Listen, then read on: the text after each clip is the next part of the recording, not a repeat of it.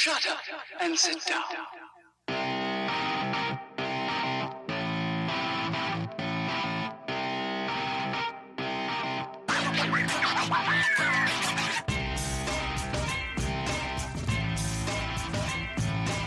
Welcome to the Bricks King podcast, where I'm going to bend your ear about Lego, review those amazing bricks of plastic, and discuss what is new and up and coming around the Lego world.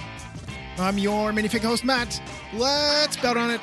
Welcome in, everybody. How are we doing today? If you are hearing this now, you already know you've heard the preview show leading up to this show with the review of the new Star Wars Republic Gunship. And today, David from Solid Brix Studios is stopping by yet again. He already came on, a few weeks ago to give you all the goods, all the details about the new summer Star Wars wave, the play sets that are coming out. But today we're talking about the UCS gunship that will be available on August 1st at Lego stores and Lego.com. And so without further ado, let's get into what David and I discuss with this behemoth of a beauty. I'm joined by our awesome friend, David from Solid Brix Studios, to talk more Star Wars stuff, of course, specifically the gunship, because David has had this in his possession, this giant behemoth mammoth thing. David, welcome back to the show. I'm excited to hear what you have to say about this giant, massive thing. Thanks. I'm glad to be back. Definitely a lot to talk about with the Ultimate Collector's Republic Gunship. Yes, and UCS version. I know there was a playset version a little less than a decade ago.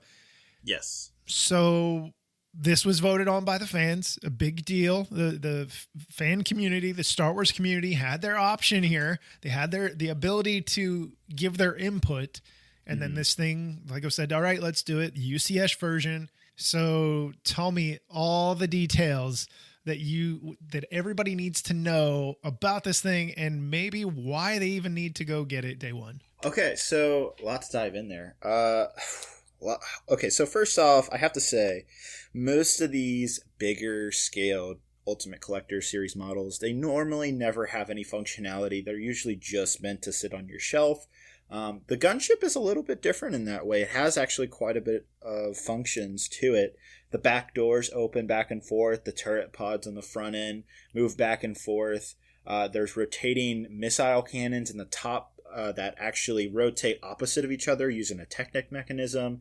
And then there's 3 turrets, 2 in the front, 1 in the back. All of those articulate.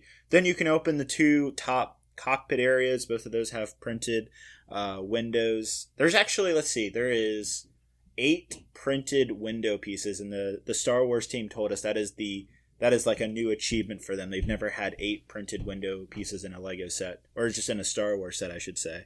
And they're all exclusive and new for this. There still is stickers. There's I want to say there's like 12 to 15 different stickers. It's not bad.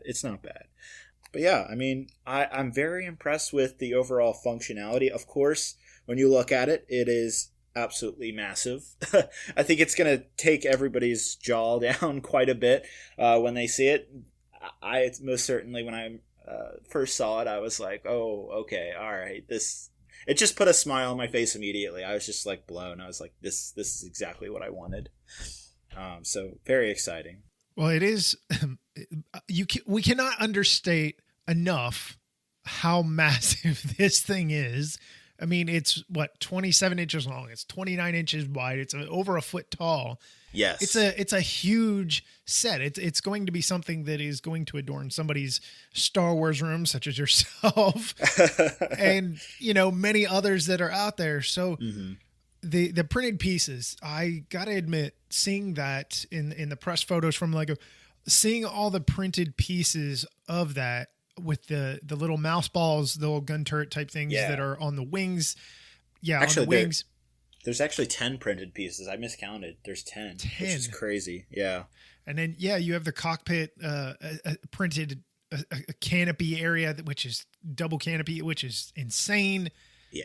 It's a beautiful color choice. Mm-hmm. Not the dark gray, not the light bluish gray. Nice choice of color there. A definite step away from the standard Star Wars, coloring of their ships and stuff. So with that in mind, going through this build, what are some other functions? I know you said that the rockets that rotate opposite of one another up top. Mm-hmm. Are there any functionality to the doors, the bay doors? Whether I think the back door opens up and closes. Yeah. What about the sides? So are you talking about the pods or like that? There's like a cutout where the pods are. I don't know. It's kind of like a little separate room, I guess, on the little gunship. It's not really little. Sure. No, there's no doors there. It's just the two back doors that you see that open and close. Now, for all my Star Wars fans that are listening, you'll know there's actually two versions. There's actually many versions of the gunship, seen not just in Episode 2 Attack of the Clones, but it's also shown in the Clone Wars animated television show. That specific show had a version where there is a secondary set of doors so that the cargo bay can be fully enclosed. That isn't this version of Gunship.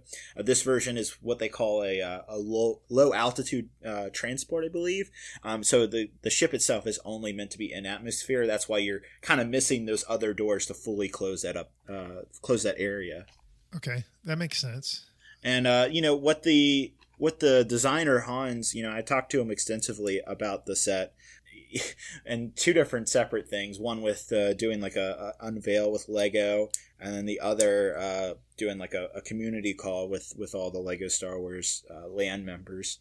And what he talked about is he really compared the Republic gunship to like the Huey helicopter. Like that is your troop transport that you're bringing in. Your soldiers and all of that, and that's he was also looking at that vehicle as well when he was building the model, which I thought was very interesting. Yeah, because you had mentioned it is a troop transport in a way. It is, staying in atmosphere. It's not going out into way outer space or anything like that. Right. So that is kind of interesting to know that, he's using that kind of an idea to really frame how he's going about designing the idea of this thing, keeping it obviously, within the Star Wars idea, but just to get a feel for himself to, this is the purpose of it. I need to make sure this is the intended purpose of it. I'm sure the creativity process that went along with it, following an idea of the Huey was really neat. Oh, absolutely. And I think George Lucas himself was like, that's what he was inspired by when creating the film that this is based off of, Attack of the Clones, which is the second episode in the Star Wars prequel trilogy. So I think that's also a direct reference to what Lucas also had in mind with this type of vehicle. So the other question I have for you. Yeah. You were able to get a early copy of this. Yes. And you did an unboxing and stuff like that. You did an event that is coming for Lego that is already out. You guys can check the link down below. But what was it like to be able to unbox this thing, kind of go through it with the designers, be the facilitator kind of the conversation and everything? Tell me a little bit about how that experience went for you.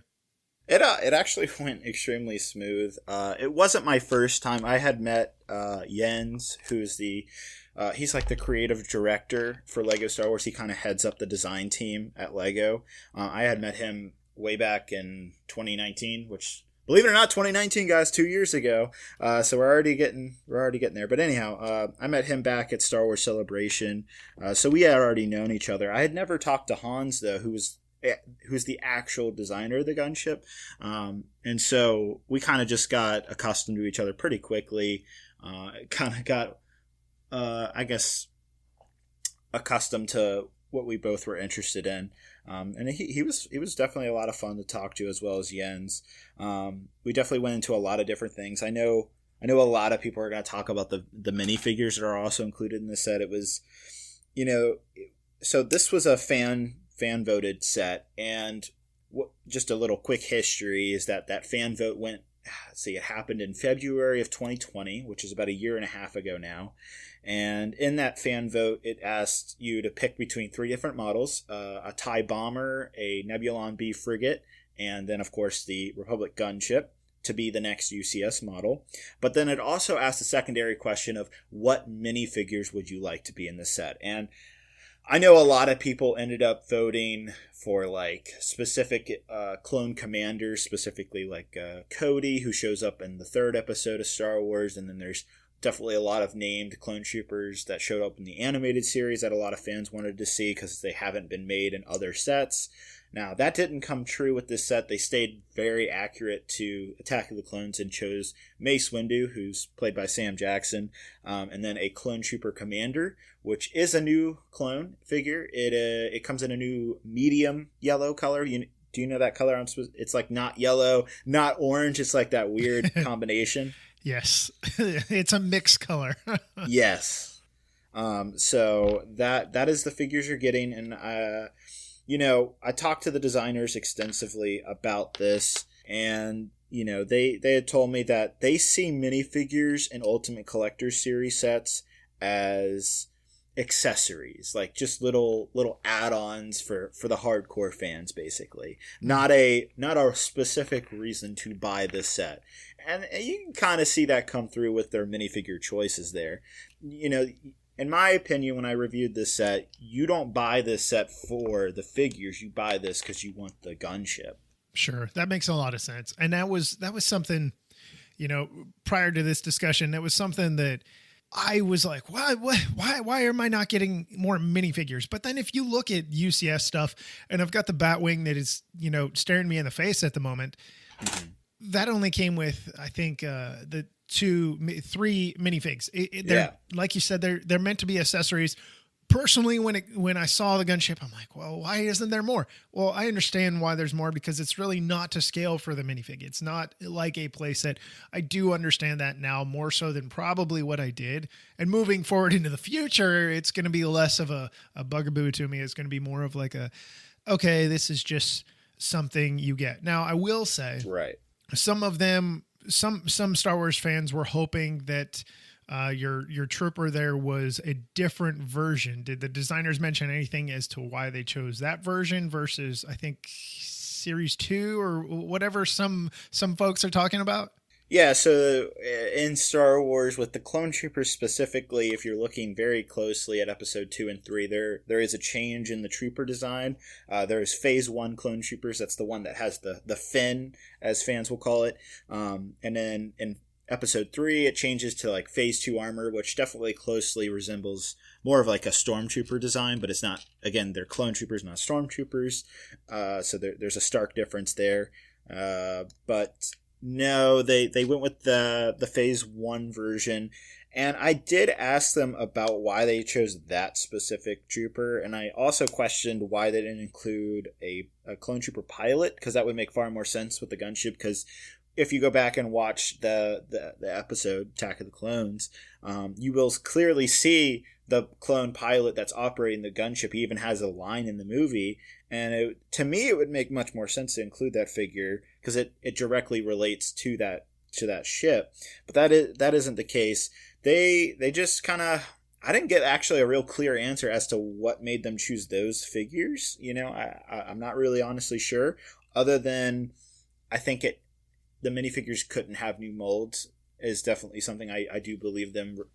Not positive they like called out like, oh yeah, we couldn't do new molds, but I think that was a contributing factor as to why we didn't get like a special new clone trooper or any other figures. Like the clone pilot would have required a new helmet mold.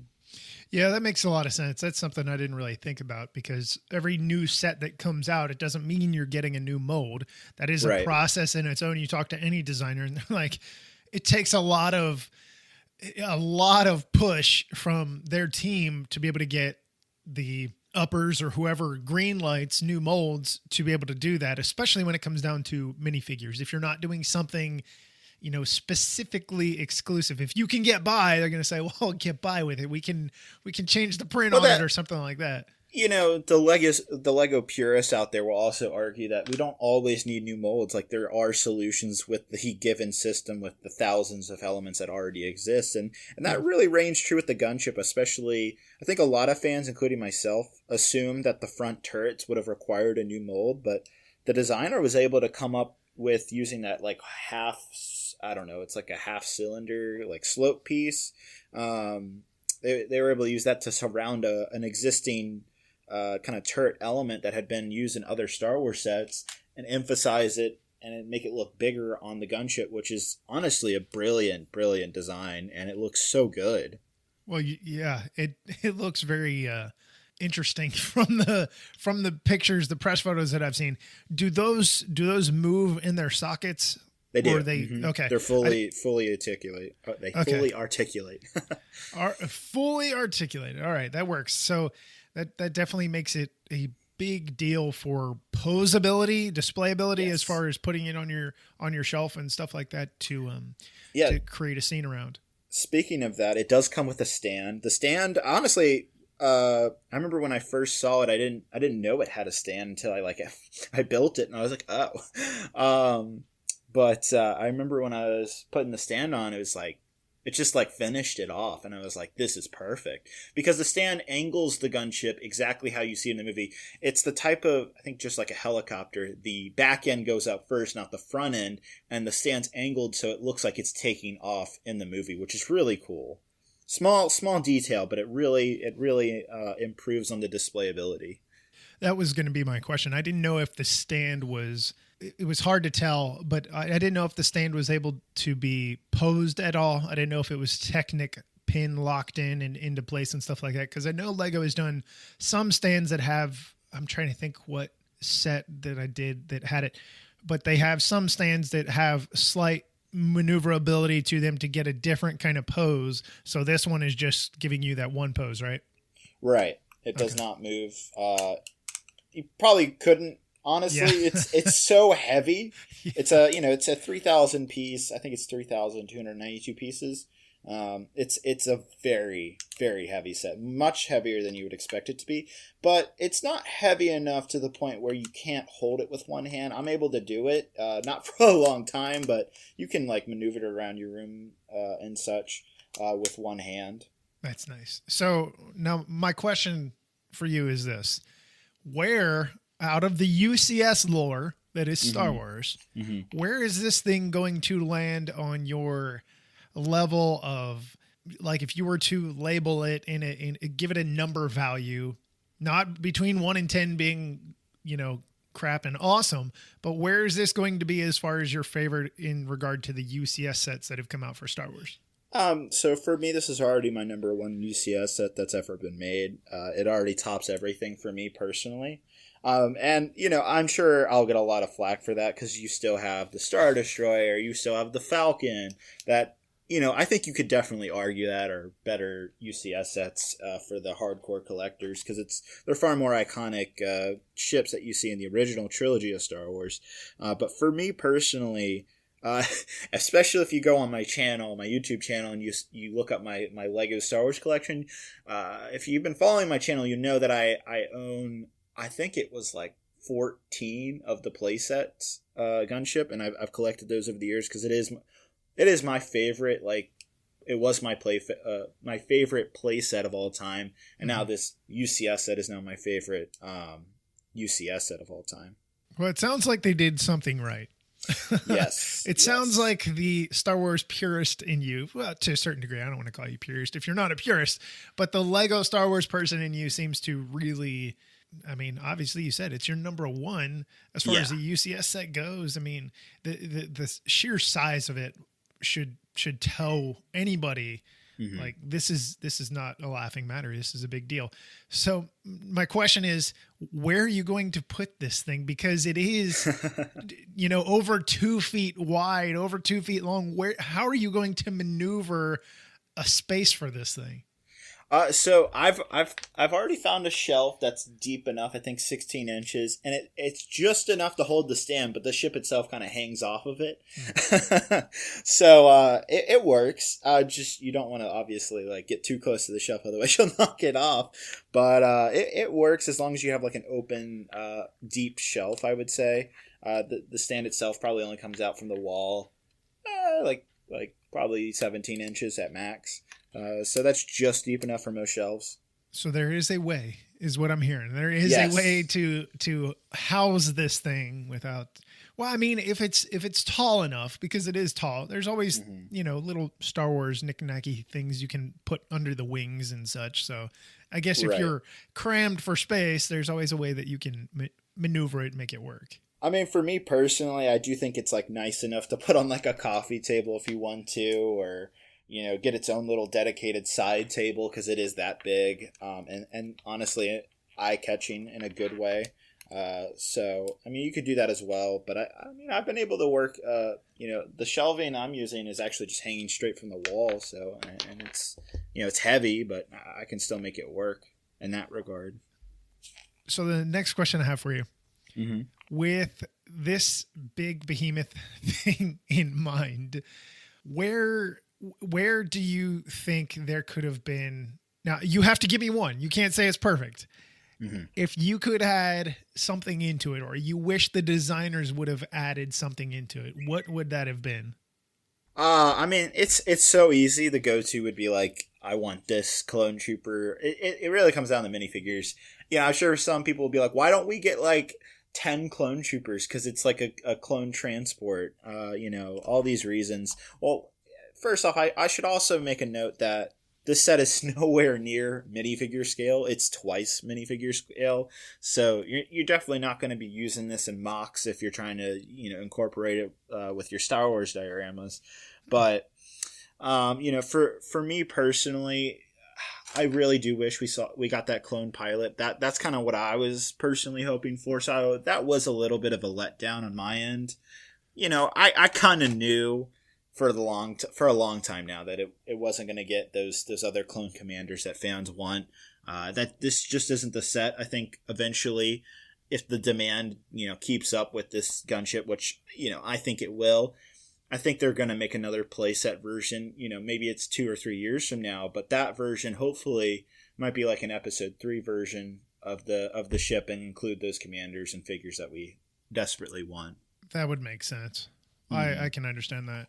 So the design of this thing, people that are going to be building this thing, because it's available August 1st, $350, big price tag, but big ship. I mean, like you said, it's about 3,300 pieces. So it is very, very large. Yeah. And, another note I should put in is, a lot of people will be like, why doesn't it come with more minifigures, or why aren't the minifigures this, that, and whatever? That is what the Master Builder series sets do for Lego. Like, there's literally another $350 set that's already on sale, and it's called the Mos Eisley Cantina. And that comes with, I think, like 20, 30 minifigures. And if minifigures are your thing, that's the set to get, because there's exclusive, really cool minifigures in that. And so Lego's kind of looked at that now and distinguished UCS from Master Builder with minifigures, I would say. I would be, remiss if I didn't have you discuss the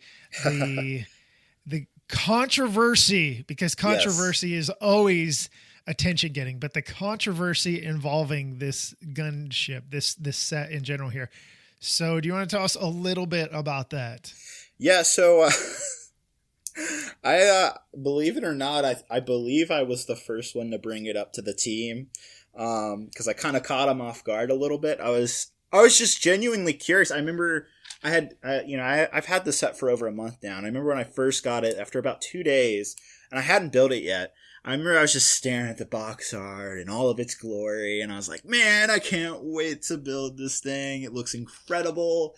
And then I was really looking at the logo, and I was like, that's awesome. Republic Gunship, Star Wars. And then I start to really look at the logo, and I'm like, is that the Imperial logo? No way. I remember I Google searched Imperial logo and then the Republic symbol logo, and it was the Imperial logo. And I was like, oh my God, they made a mistake. And I was just like, so caught off guard by that, and I was like, oh good grief, is this intentional, or is this going to upset somebody? Like it didn't, like when I realized that, it didn't ruin the gunship at all for me, but I immediately was like, oh God, I know what the community is going to say. They're going to be like, Lego doesn't care about us. They hate Star Wars fans. They didn't even get the logo right. How could they get the logo wrong? $350. Oh, I could just hear it all day long about where that was going to go. So I did bring it up with the team, and I remember them saying like, oh, they were just confused when I brought it up. And then And then I think like a day after I brought it up, I get an email from Lego saying, "Hey, we're going to change the box art." And I was like, "Oh, okay. Wow." That was not my intention. I literally was just genuinely curious if that was intentional or there was a mistake. But turns out that was an actual accidental mistake by the graphic design team that worked on the set. And, you know, it probably comes down to they've been putting the Imperial logo on a lot of different there was helmet collection series sets that came out early this year. Mm-hmm. So probably the same graphic designer was working on those sets. I don't know if this is true or not. This is assumption here. Probably the same graphic designer was working on those and was also working on this set, and it just kind of carried over. What does surprise me is that multiple people, both at Lucasfilm and Lego, review these box images. So I'm surprised it got that far along to production before someone noticed.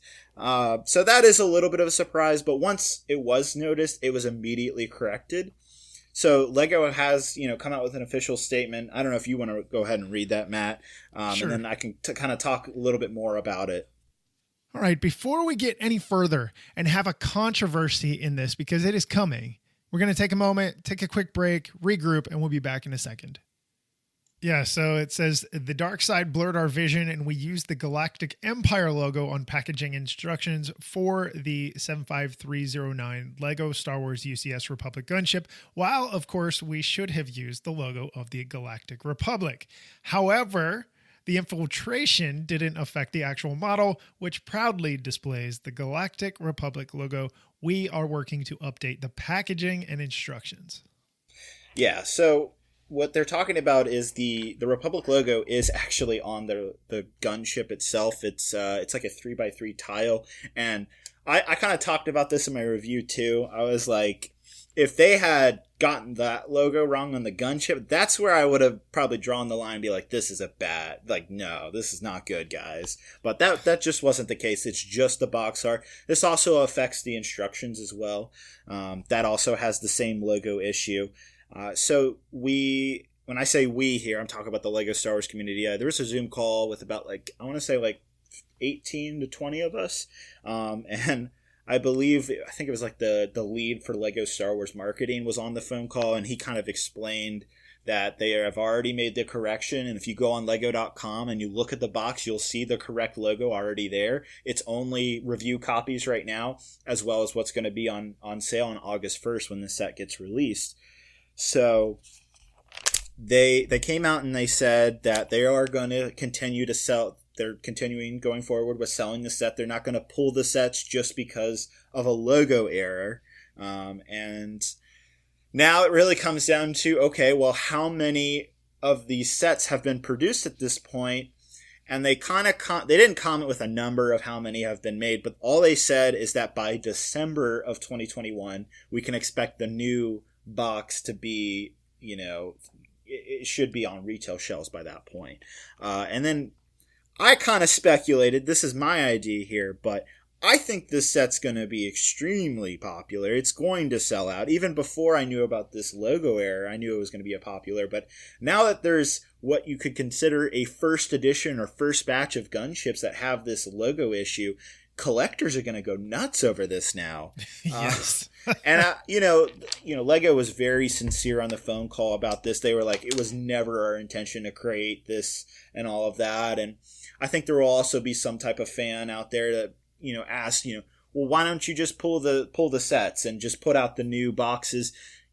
For those of you who don't know, logistics for Lego is extremely complicated. You have parts being made all over the world, and they're all coming together at one facility somewhere in Europe, probably the Czech Republic, and then that's getting shipped over by container into Texas, and then that's getting distributed all over the States. It is a logistics nightmare trying to pull all those sets and redo it, basically. So I'm happy that they're not pushing the set another 5 to 6 months, but I know with this release now, the set will go out of stock almost immediately at midnight on lego.com. The Lego store is likely to have 100 people in line. Scalpers are going to go nuts. And so I really, really hope that Lego puts a hard limit on this set. It should only be one per person. I agree.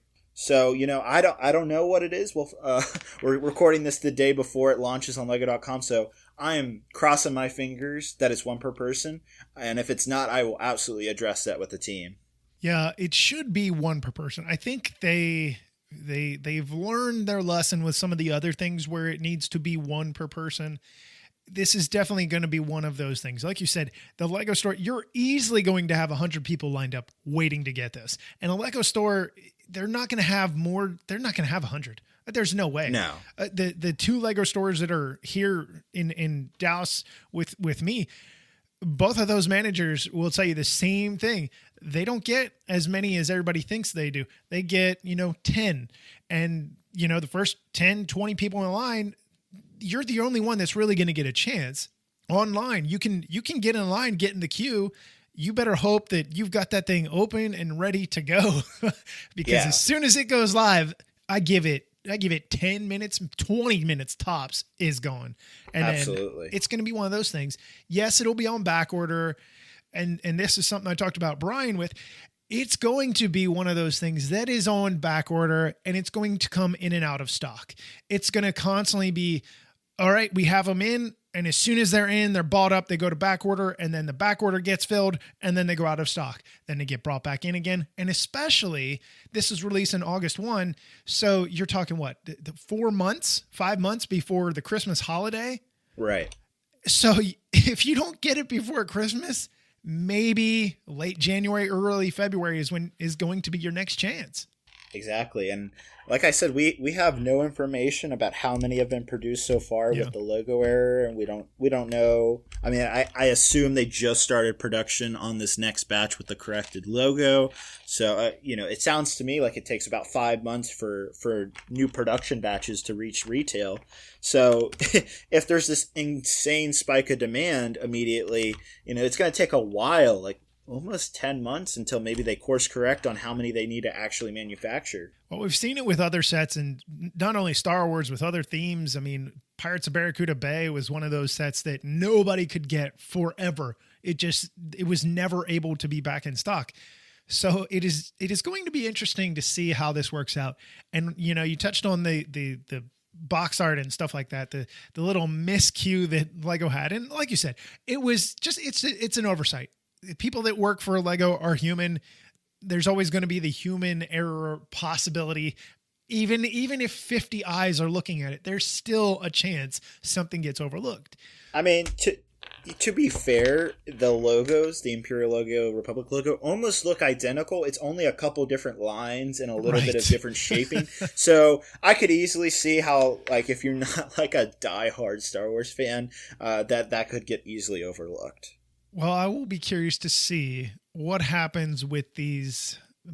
I'm going to call it a misprint. These misprint boxes, these misprint sets, because they are immediately going to go online for double, triple what they paid for it to be able to say, hey, look, it's an exclusive. And now you and I, like you said, we have no idea how many sets have been produced. It could be in the millions for all we know. So it may not be all that exclusive. It's just going to be one of those things. You're like, oh, hey, look at what I got. Exactly. I think it's going to be a very elusive item for a long time for Lego Star Wars fans. I think for the rest of the year, it's going to be out of stock, and it's just going to come in stock and immediately go out. Yep. But again, like I said, they came out and they said December, and so did they account for like being out of stock so quickly? Did they account for the demand? So I think that new batch of the corrected logo, the misprint is no longer there. I think that's going to come up way sooner. I think, if I'm making a prediction here, it could be as soon as October. Yeah, I could definitely see that. Well, and we're talking about being out of stock and stuff like that and back order and all the different things that Lego has going on there. The idea that if they allow only one, whether it be online or in person, that's going to help, because I do know for a fact they have their ways of stopping you online. You might think, and I had a conversation about this before, that you think, oh, well, they don't know that it's me. I'm using an IP block or whatever, but you're still using your address, your name, your credit card, your account. They follow that trail of all those different things to keep you from buying more than one under a different name or a different address. Now, obviously, if you're going to change all that and you can do all that, by all means, but they are becoming more smart, more intelligent to be able to stop that kind of thing, because all that does is lead to people that really want it not being able to have it, and scalpers ending up getting it and trying to turn a profit on it. That's really all it becomes. So I'm hopeful it's just one per person. If you get one, enjoy it, hold it in your arms and cuddle that thing, in the bed. You're like, oh, it's so cute, and enjoy it. Yeah, I agree. There's also the long-term speculation of, what is the long-term value if, let's say you're one of those, let's say it's one per person, you get that sealed gunship. I think a lot of people will now question, should I even open it? Because it has that mistaken box. Does that increase its long-term longevity value? Because Lego has done this once before with Star Wars, where when they did the original 2007 Ultimate Collector Series Millennium Falcon, not the second version that we got in 2017, the original one, there was, I think it was like the first 10,000. It was called a first edition Millennium Falcon. And you even got like a little, there was like a signature, like certificate from Jens, the creative director. And, it had special box art for that. And I know for a fact that set, even today, has a higher value than the whatever is made after the first 10,000. So is that going to be the same case with this gunship, where in the long term it'll have a far greater value, a couple more $100 possibly, with it having this mistaken box art? Is that something collectors will be sought after to get? I think only time can tell, but that's a tough decision. If you're a collector, do you open that set or do you leave it sealed and wait for the next round with the corrected logo to buy that one, and then you build that set and you keep that other one stashed away in the closet for a couple years? Yeah, it's going to be an interesting decision. I know there have been things, I can't leave anything in a box. I just can't do that. It's just not the way I work. But there are going to be a lot of people that are going to have to make that difficult choice. Man, I really want to build this thing just to build it, and maybe B, to display it. But then there's also going to be that part in their brain, where you've got the little angel and the little devil on your shoulders telling you, yeah, open it. No, save it. There's going to be a lot of people pulled in two different directions trying to figure out, what am I going to do? Exactly. Mm-hmm. It's an interesting paradox. I will say that usually isn't the case when it comes to a Lego set, but in this case, with it being like, if it were City or something like that, you're not going to have this. With it being a Star Wars thing, it's going to be an interesting thing to watch, and I will be curious to hear from any of you out there that are like, you know what, I can't open this. I have a 10-year plan. This is my 10-year plan. I'm going to turn around and sell it in 10 years because of this or whatever. So, yeah. So. Absolutely. I'm going to a Lego store. I will be there, just for a heads up to everybody. I think it will sell it immediately at midnight on August 1st or July 31st, right around then. And if you are a person going into the Lego store to try to pick it up that way, call the day before, see how many they got in stock. Probably it's going to be less than 25, if I'm guessing. Yeah. And get there at like 3 a.m. Like, we're talking early, like 4 to 5 possibly at the latest. That's going to be your best chance to pick the set up. Pitch your tent outside the mall entrance and wait. Exactly. No, seriously. That's going to be a thing. You're going to need to. Yeah. I can literally see it. This happened with the UCS Falcon, the 2017 one. That was like one of the worst launches for Lego Star Wars ever, because the demand was so high. It was like far greater than they could have ever anticipated. And so it was on back order for over a year, I want to say. And I remember the site was just literally crashing every 2 seconds, and it was almost impossible to order. I don't know if it'll be quite that hardcore. I think there will be like glitches on the site at midnight and it'll Yeah. go out of stock. I don't even think it'll go on back order. It will just go out of stock and you won't even be able to purchase it. Right. Like that has happened very frequently throughout 2021 and 2020 with Lego sets. I think the same thing's going to happen. So I think your best bet is definitely going to a Lego store if you can't get through. And if that fails, I think you're better off just waiting to not, again, this is my advice to everybody. Don't be the one to buy from a scalper. Just don't do it. I know it's exciting. It's an amazing set. It's worth it just to wait a couple more months. Don't waste your kidney money on scalpers. It's a no-go. Well, so the last thing here, I had a question about. Lego has done a lot of things that have been pre-order. Do you think, or would you have liked to have seen this be something that was pre-orderable ahead of time because the demand is going to be so high? Obviously, 2 weeks out, it's too late to do a pre-order. You need months to make sure stock is in, ready to go and stuff like that. What are your thoughts on the pre-order thing for something like this? That's a good point. They just realized the box error, and I think that's only going to increase the demand for the set, not decrease it. I don't think there's going to be a lot of fans out there be like, oh, it doesn't have the right logo, I'm not going to buy it now. I think if anything, it's just going to increase it to kind of give you bragging rights of like, oh, well, I have a first edition gunship. So I think that's what's going to happen. If they had known about the box error and stuff like that, I think, a pre-order all the way back in May, maybe May 4th, would have helped possibly. But I don't know. That's tricky because there's never been a pre-order for a UCS set. They do it with play sets, but they've never done it with a UCS set before. So I think maybe that would have helped possibly. It maybe would have alleviated, restocks to come quicker in the fall instead of probably getting pushed throughout midwinter. So yeah, I think that might have been a good idea. Regardless of the box error, they should have probably done that. But they've never done that before, so maybe this will be the turning point for them actually. Yeah, most definitely. It'll be an interesting idea if they go ahead and do it in the future. I would love to be able to see it just for those that want to be able to get it and not have to wait 5, 6, 7, 8, 10 months, a year, whatever it may be. I don't think it's going to be a year. I think like you and I have both said, you're probably looking at 5 months if you don't get your hands on one, but you really never know.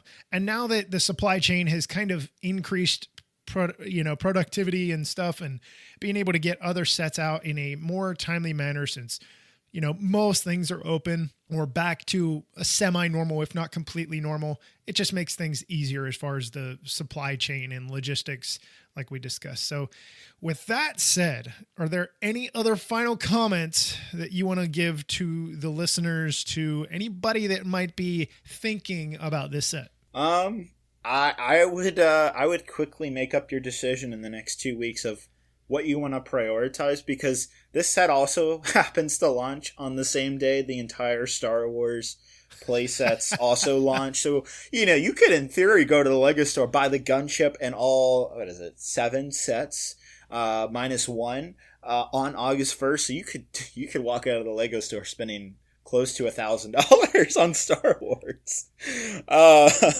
So, if you don't obviously have that budget, I think a lot of people wonder, should I buy play sets or should I buy the Gunship? I'd say if you have the opportunity and you're interested in this set and it appeals to you, I'd say the Gunship is absolutely the way to go on day one. And you can find those play sets at Walmart, you can find them at Target, you'll find them everywhere in the next couple of weeks, but you won't find the Gunship. You won't find it anywhere. Very wise words from a very wise Star Wars dude. Thanks, man. Appreciate it. Well, I appreciate you coming back on the show, David, to do this segment about the Gunship. Make sure you guys check out the video that is going up on Lego's website, up on their YouTube page. I don't know if it's on their Lego at home site, but definitely up on the YouTube page. So check out the link down below and go watch David unbox this thing and chit chat with designers and stuff like that. So again, David, thank you so much for coming to join us again. Yeah, no, glad to be here, Matt. Appreciate you having me, man. Well, that'll tie up this lovely episode with David yet again. If you are curious, you want to see what is going on with the unboxing and the discussion with the designers, check out the link down in the description and follow that to the YouTube official Lego YouTube channel, so you can check that out. If you are curious to see David's review on this, you actually want like a visual version of it or anything else that he has done. He's done some really cool mocks as well. You can check out his YouTube page. Just find Solid Brix Studios and it'll take you right there. There's a lot of things to see there, a lot of cool things, especially if you're a Star Wars fanatic. And I do mean a fanatic. You're going to go gaga over his YouTube page, assuming you haven't already found it yourself at this point in time. So with that said, we are out of here for this episode. And as always, I'm your minifig host, Matt. Let's vote on it.